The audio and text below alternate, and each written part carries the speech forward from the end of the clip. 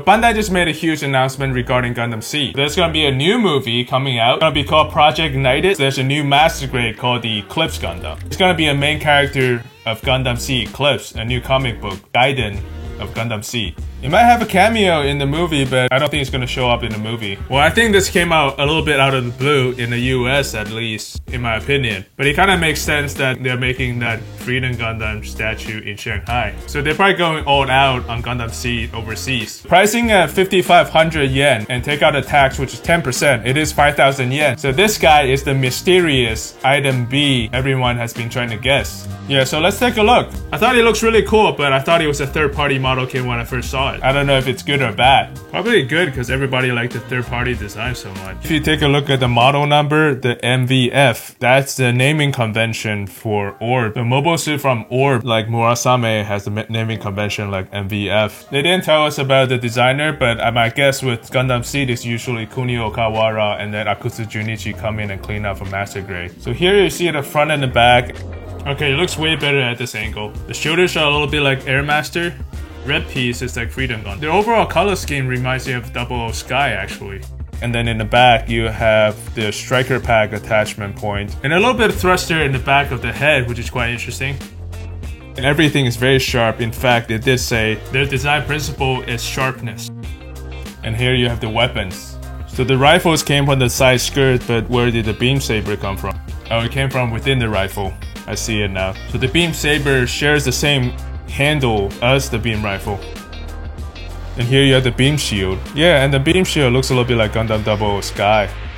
So the beam shield generator is also yellow like Destiny Gundam, which is a nice little reference.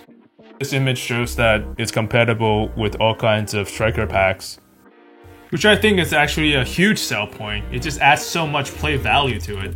The shoulders can open up. You have to add an extra piece, and you can put the sword and the launcher pack on the shoulders. Recreate the perfect strike pack, which I have to say looks quite good from the back. And then here you see the transformation. The transformation is a little bit different. So the head is facing backwards, and the arm goes up, kind of distorted a little bit like that. And then have the legs going forward.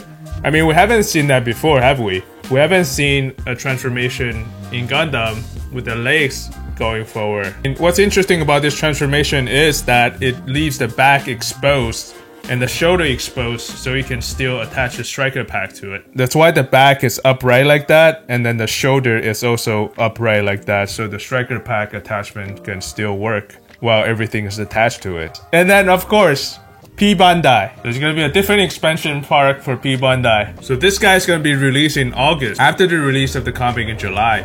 I would say 5,000 yen is not too bad.